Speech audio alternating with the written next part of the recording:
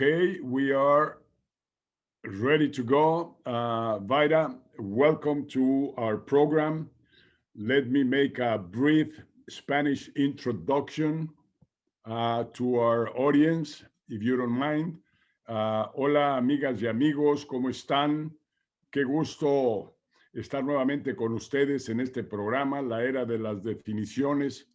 Ahora con una invitada nuevamente muy especial, una vida muy relevante, una vida muy larga y productiva de esta gran primer ministra de Letonia, pero que pasó por muchos lugares antes de llegar por ahí. Así que, si me permiten, vamos a iniciar esta sesión. Vaira, welcome to our program. It's so nice to have you here with us and to enjoy your presence in this program with our audience. Thank you very much for that. And I'd like to start with you. If you tell us a little bit the difficult times back in World War II, back in those times of the 40s, in the past century. Can you tell us a little bit about life at that time and what happened with the family and how did the family moved out to Canada? Please. Vicente, Presidente, es una honra y un placer para mí estar su invitada. My Spanish is a passive one, so that I'll be happy to continue in English and tell you a few things about my country, which was created as an independent republic only after the First World War and the collapse of the Tsarist Empire, the October Revolution, in which the Latvian riflemen, by the way, played a crucial role. Latvia had 20 years of peace and independence between the two world wars. In 1940 to 41, we had the first Soviet invasion, occupation, and annexation, including the first mass deportations to Siberia. Subsequent deportations continued at the end of the war, but we also had the Nazi occupation between 1942 and throughout the year 44. The front was moving across Latvia. My parents and I, with a baby sister, we left on the 1st of January 1945, the western coast of Latvia, on a ship where the Germans were withdrawing their troops, the last of their troops and their armaments. It was a next to last ship that also took some refugees who were fleeing communism, and that wasn't torpedoed by the Russian submarines.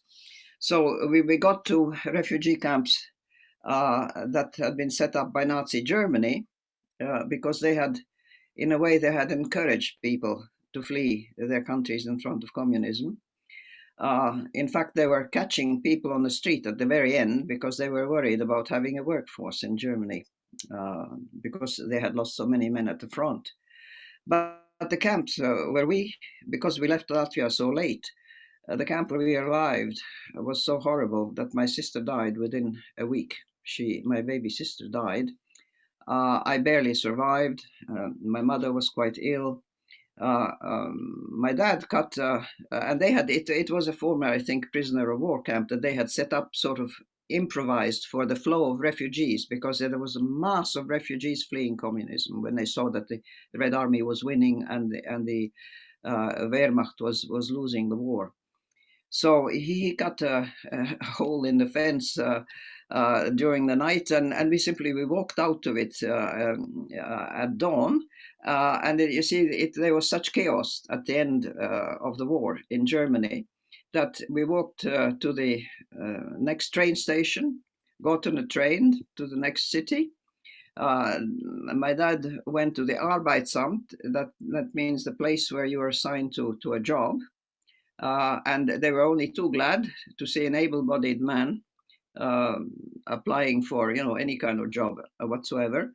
And we were in what later became East Germany, but was actually conquered or liberated, if you like, by British troops in Mecklenburg, in what then became was given to the Russians and became the Russian-dominated zone. My parents, hearing that the Brits are giving up this territory that they had actually conquered, were giving it to the Soviets for no reason I can understand to this day. They managed with great difficulty, with help of British soldiers, to move west exactly where the border was between the Allies, between East and West Germany, in Lübeck. And we were then put into refugee camps set up by the United Nations. And that's where I started my schooling. That's where the refugees were placed by nationality, so that there was a, if you like, a Latvian milieu. There was Latvian culture. People were, the refugees were organizing choirs, and the writers were writing and publishing their stuff with paper difficult to obtain. Musicians were playing,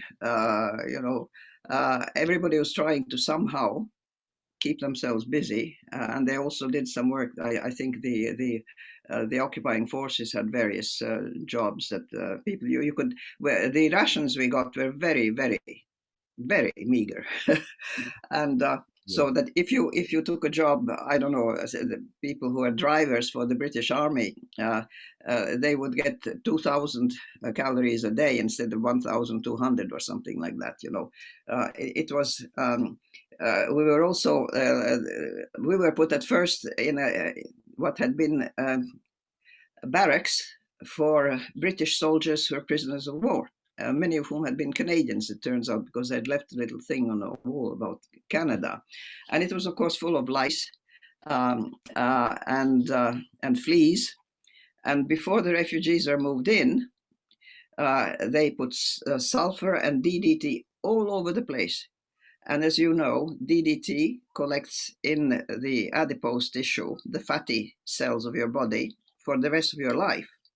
And I think the only reason I lived to this old age that I have reached with all that DDT in my system is because I didn't have much adipose tissue. I was skin and bones. Wow. But I highly appreciate you telling us this story, more so because our audience is full of young people that tend to forget about how this world was built, what problems humankind went through. And this story you tell us is something that we should never forget. And it's clear that it happened. And but this brought very exciting stories of courage, of looking for a better life, or moving on. And would you please tell us, after that refugee camp, where did you go? Where did the family move to start a new life? The strange thing was that the after-war Europe, post-war Europe, was in such bad shape that it wasn't able to accept the refugees. And we were told in 1949, my parents were all upset. They said, we have been told that the camps will be closed and we have to find a new place to go, but there's very few places that will take families with small children. By that time, I had a baby brother. I myself was 10 years old when we got the news, and I was 11 when we went to French Morocco, because, for instance, some of our friends went to Canada, but they only accepted single men and single women. They didn't want families with children in 1949. Later they did, but not then. Australia was taking families, but my parents looked at the map. My dad had taken an atlas for some reason. They had only what they carried in their hands, but he took a world atlas with him. And they both looked at the map, and we were offered Brazil. And they said, no, Brazil's too far away. Australia is too far away, because when Latvia gets free again, it will be easier to go back home from Morocco than from Brazil or from Australia. Okay. And we couldn't get to America because you had to be in the American zone and you needed this and so on. From the British zone, we couldn't go to America. And Britain, of course, was suffering from, they were on coupons for years after the war. They, again, only took single men and single women in very small numbers. So, and you ended up moving to Canada.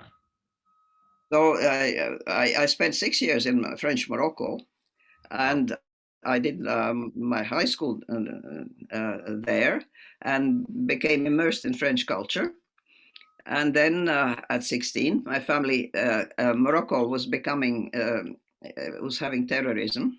Istiklal movement included terrorism, the freedom movement. And with great difficulty, we managed to get visas for Canada. And I arrived there at 16, and my parents said, I have to look for a high school to continue my education. My parents said, oh, no, we need money. We have to borrow money from our friends to pay for the trip to Canada. So you have to look for a job. I started looking for a job. I'm 16 years old. I know high school English, a bit of English. And I go looking for a job, and they said, do you have any experience? I'm 16 years old, just out of school. So naturally, I got the lowest possible paying job as a trainee in a bank. And within a month, they put me in front of a wicket. In other words, I was a cashier in a bank for a year. And then I went to night school. I took correspondence courses. I wrote entrance exams to University of Toronto. And at 17, then I entered university. And from then on, I continued to become a psychologist and ultimately a professor of psychology in Montreal, in the French part of Canada. That's fantastic life. We have to go to a break now. It's already gone, 10 minutes. Thank you for your story again. Let me just tell the audience how important is leadership, that power we all have within to survive, to move along, to fight for a better life, to find our path. This is a fantastic life you had, and that's why I want to share it with the audience. So we go for a short break, and we'll be right back. Great.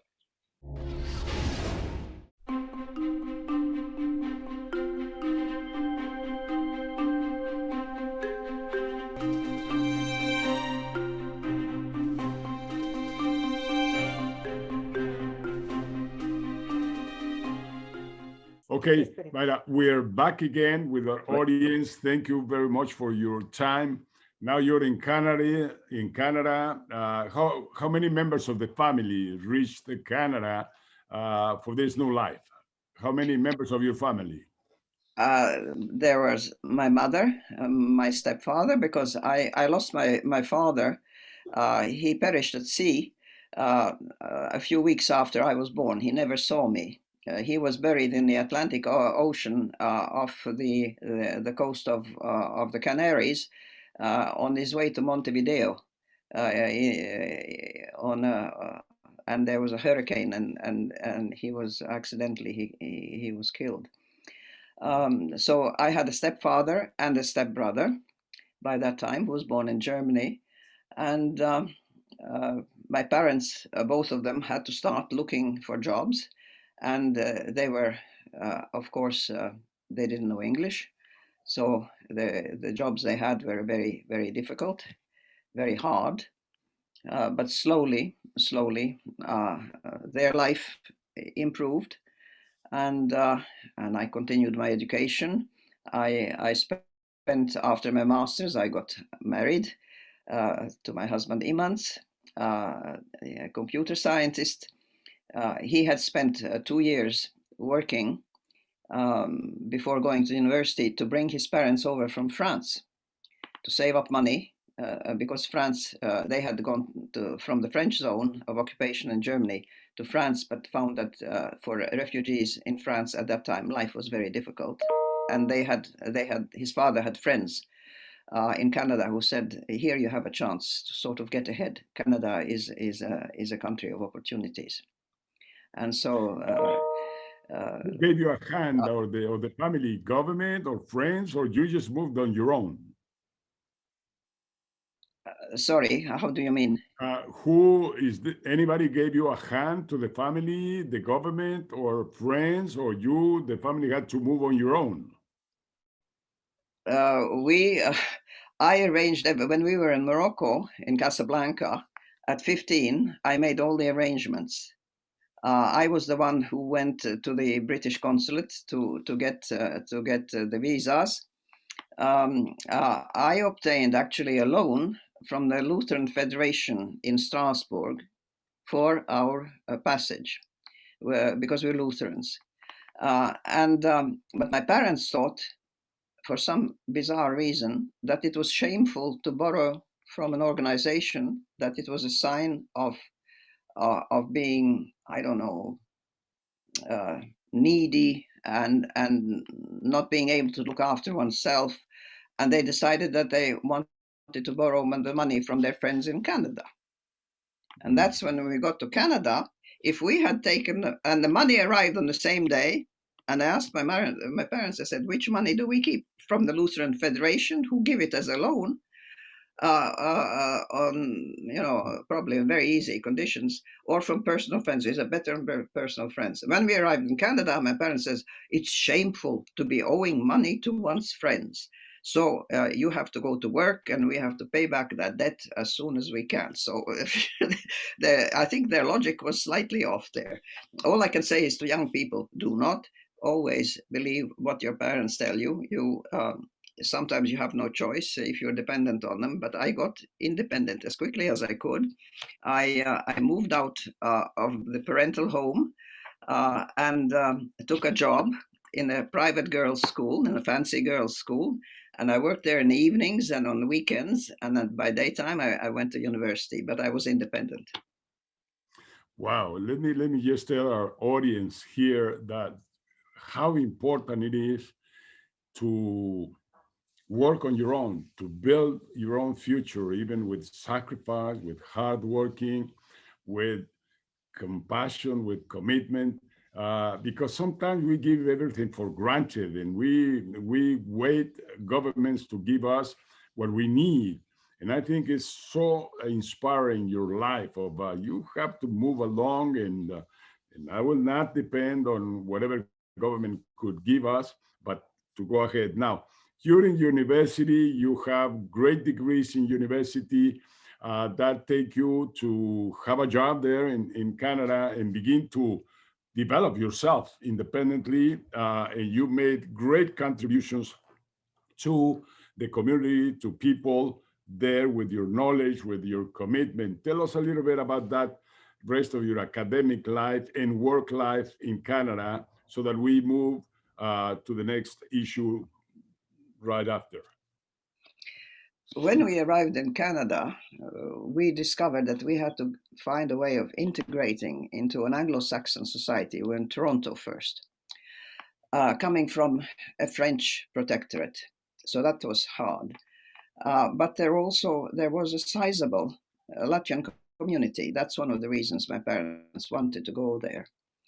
And at 16, I found that I did not know that community that well. And that community was an exile community. So that community was looking for its own identity and its raison d'etre. And they decided it was to fight communism as much as they could, by the experience of their lives, to say how they knew firsthand how bad communism was, and also to keep the Latvian language and culture alive. The Latvian congregations were founded, and Latvian centers were built with donations. So there was I started a double life. I was a professor in a French university in a supposedly bilingual country where Quebec is a unilingual French province, and it's a good thing. French was my third language, so and that was, I had solid, very solid French from being the best student in my college. So but I had this parallel life for Latvian society, and Latvian society at some point when I was a very young professor, they invited me to give a speech on something or another, on Latvian identity, I think, and how to preserve the Latvian language and so on. And people start telling me that I am a good speaker and that I inspire them. And so I started being invited to Latvian communities in different parts of Canada, in the United States, in Venezuela, in Brazil, in Australia, in New Zealand, and in Europe. And I also went to congresses, to scientific congresses, also in different parts of the world. And I made, I think, a rather good career as a scientist and a scholar. I got very good grants. I got prizes. I got an honorary doctorate from Queen's University. I was a member of the Science Council of Canada. Only 30 people member of that council, which no longer exists, but a very prestigious position. I became its vice chairman. So I was successful as an academic in the Canadian Society. But I was also, in a way, I also published essays in a literary magazine that I helped in Latvian language, that I was co-editor of, and I published essays on identity, on culture, on forgiveness and reconciliation, because many among the exile community were very bitter. They were very bitter and felt that you couldn't even have contact with Latvia under the Soviets, because that meant that you were collaborating with the communist regime and with the Cheka, with the secret police. Of course, you would be under surveillance if you went and were accepted, but you were branded by some people as a traitor. And I did go to Latvia at the invitation of the Academy of Sciences in 1969. When it was a no-no among some of the die-hard, very traumatized exiles. They considered it was treason, it was collaboration with communism.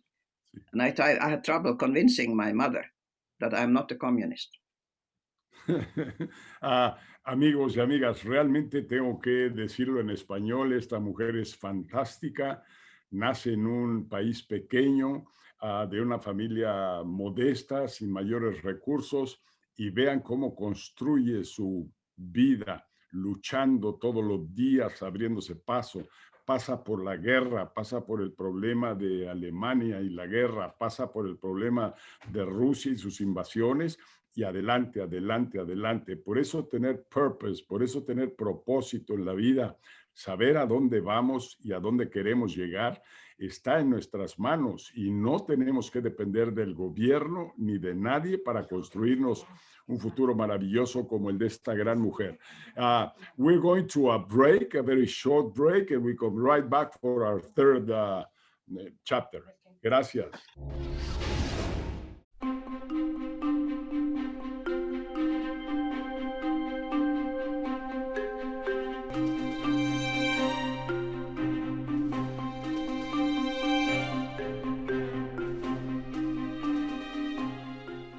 Vaira, back again for our last chapter. Thanks again. Now, when did you come back to Lithuania? Who invited you to come? You decided to go on your own. What happened there? My first contacts were in 1967 when Montreal hosted Expo 67, the World Exposition. And the Soviet Union had the pavilion, of course. At that pavilion, 1 week was devoted to each of the so-called republics of the Soviet Union, including Latvia. And that meant that they sent over the best singers and musicians, and also had a painting exhibition, and they had to send real Latvians to show how the Soviet Union was a union of these 15 republics. And we living in Montreal, my husband and I, we took contact with them. My husband was co-organizer of a technical sciences congress for the exiled Latvians, to which 4 scientists from the Latvian Academy of Sciences who had been sent to Montreal were invited. This was against the principle of exiles keeping no in touch. And of course, under Stalin, you were not allowed. Anybody who received letters from relatives abroad could be sent to Siberia for collaborating as a spy with Western agents. You see, it was very dangerous. It's only after Stalin's death that we could have any contact at all. We invited these 4 scientists to the Latvian Congress. That was our first contact with people from over there. And we were reproached by sort of collaborating with the Cheka, with secret police. I did find out after the Soviet Union collapsed that 2 of those scientists were agents of the secret police, even though they were high-ranking, very high-ranking academicians also. We kind of expected that, we accepted that it's, but it was a way of simply, for us, intellectually, to understand what had, by that time, 35 years of communism done to the Latvian mind, to the Latvian people. What were they like? Because otherwise, our parents had the memories of 1940-41, and we were now in 67. I, as an intellectual, and my husband and others like us, felt we must find out what has happened to our country.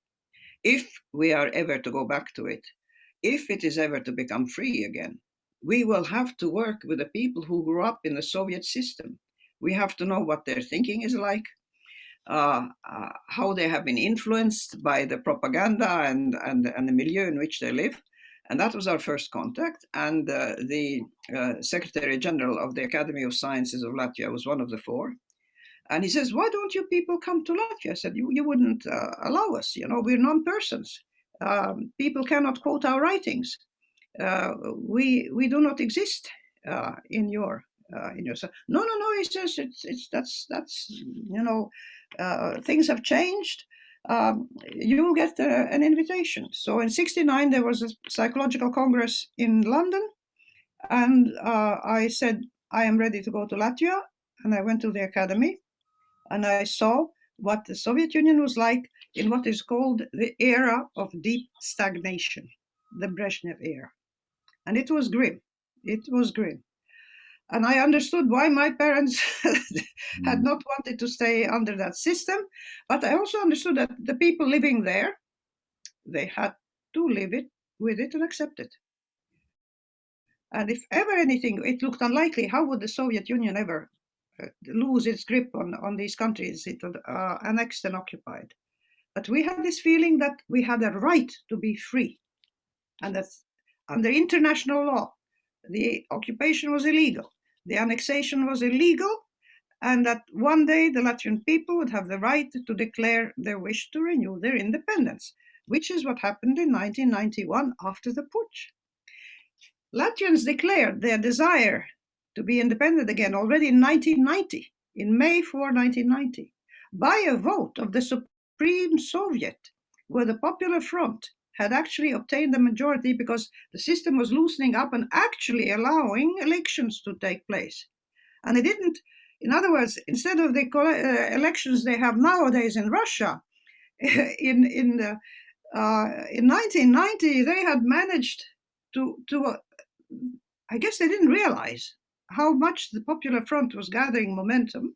The Popular Front actually got enough seats to vote, to pass a vote to renewed independence, and Poles living in Latvia and even some of the Russians in Latvia voted for an independent democratic country, but you had to wait a year to August 91, when the putsch, absolutely, then the Soviet Union collapsed, and immediately Latvia declared its independence. The first country to recognize independence was Iceland.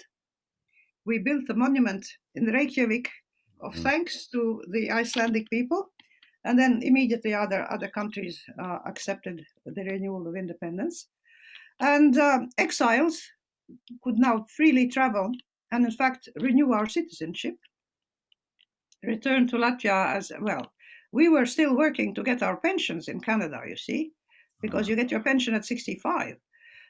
So we felt we couldn't just sort of, go back to Latvia. What would we do when academics were sort of, food was scarce and academics were barely surviving and so on? It didn't make sense. But we visited a lot. And of course, over the years, since 1969, I had increasingly built up a network of contacts with artists, intellectuals, poets, writers, musicians, who in the 1980s were sent to the West for propaganda. And we would pick them up at the airport in Montreal because Aeroflot landed in the airport of Montreal, even for those going to the United States. And we would grab them and pick them up. And we felt that, you see, if they were meant to do propaganda for communism, we felt that by having contact with them, we could do propaganda for capitalism. We were not capitalists, we were intellectuals, just ordinary professors with ordinary salaries and high taxes in Canada. But we felt that once you have a dialogue, an exchange, you see, it's not all one way. Even if they have very refined tricks and so on to exploit you for propaganda purposes, if you're clever enough, you can turn it around and, sabotage their understanding, if you like, or open them up to the idea of democracy, of freedom of thought, of freedom of expression, which to them was, pretty difficult to get used to. Great. So, and you propose yourself for in politics? My friends, the poets and the artists signed an open letter in 1999, published it in the biggest daily, and also used their contacts with the political parties, so that the president is elected by the parliament, not by the people, but by the parliament. And a new coalition, they wanted to overthrow the existing government. I was supported by Social Democrats, Liberal Centre, and the People's Party. So I had the left, the right, and the centre supporting me. I'm an independent. I've never been in a party. 6 years as prime minister, or how many years? 8 years as president.